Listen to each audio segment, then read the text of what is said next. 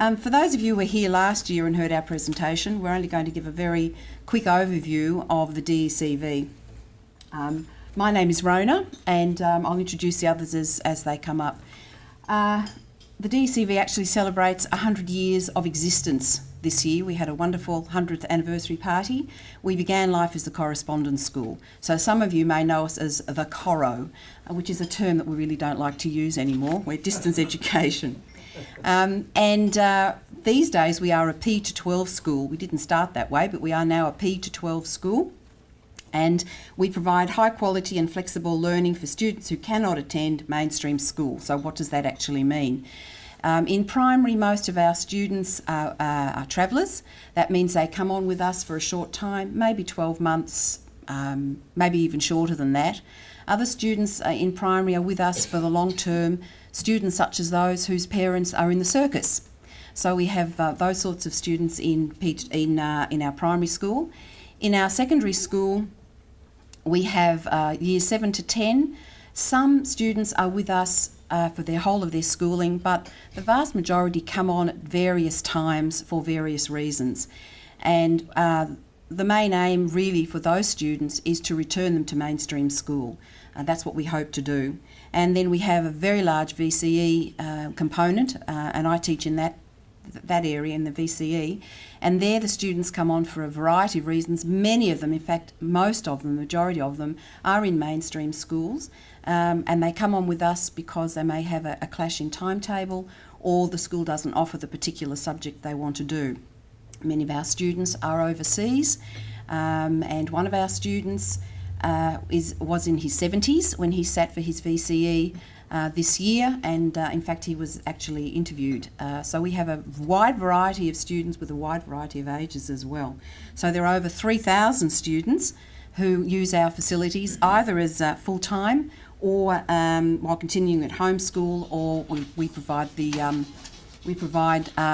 one subject for them. Now, how do we deliver our curriculum? Well, we not only teach courses, but we write courses. And this is quite unusual for a distance school. For example, in New South Wales, I believe they have teachers who simply write the material and others who teach it, but we do both.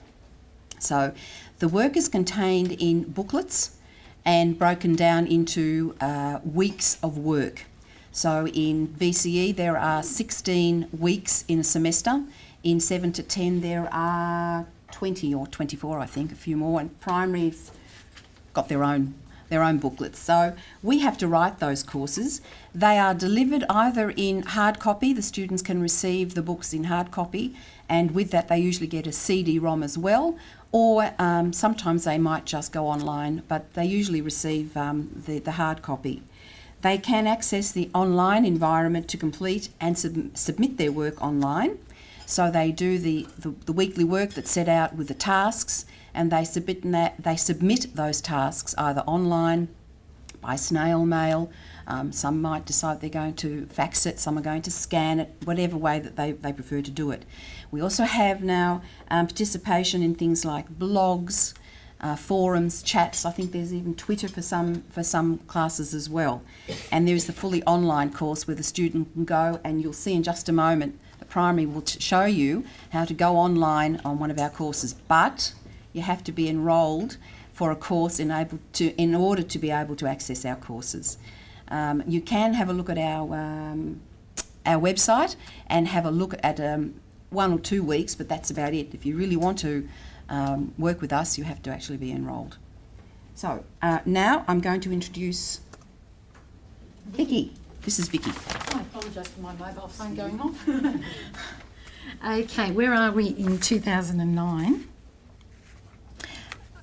Let's have a look. Okay, in order to achieve the strategies, the learning leaders, which is myself, Vicky, in primary, Tracy and Rona in secondary, we're focusing on the 2 strategies: getting knowledge ready and vocabulary. And in order to do that, we're also incorporating the ICT. And as you heard from Rona, that most of our students do work online, although in primary a lot of our students do have the unit books and they work on the print version.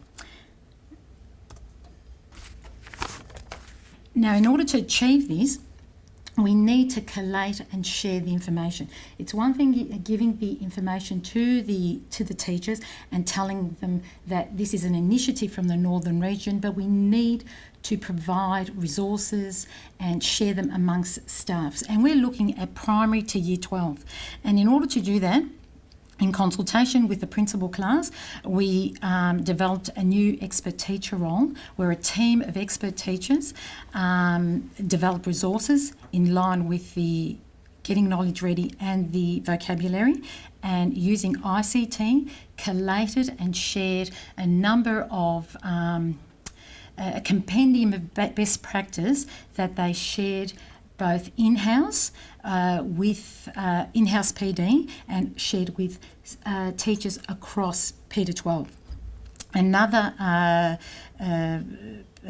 strategy that we used in order to collate and share the information was the performance and development teams, where the focus was literacy and ICT. So the teams, roughly about 4 to 5 teachers from prep to year 12, got together and came up with ideas of literacy, focusing on the strategies, and again shared amongst all the staff. Now, in order to actually put it into practice, we had to look at what we already do. It's very important that you don't dismiss what you already have in practicing with our courses, both online, print version, and the way that we teach, but we want to make it explicit. So we looked at our courses, we audited the courses, looked at the gaps in Getting Knowledge Ready and also vocabulary, and we found that we were doing a very good job in at the Distance Education Centre. We were putting in the Getting Knowledge Ready, but sometimes, again, we have to make it explicit. We have to make it explicit in order for the students to automatise that information.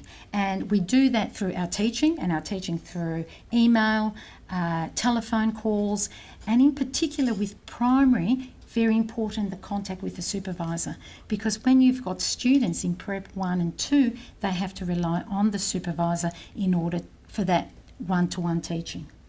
So we have to teach the supervisor, inform the supervisor, and put it all together.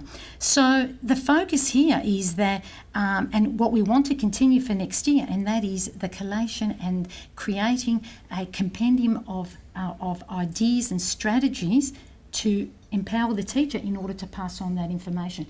But having said that, we also have to acknowledge that what the teachers are doing is also appropriate, and we don't need to throw it all away and start again, but just build up on what we've already got. And Tracy.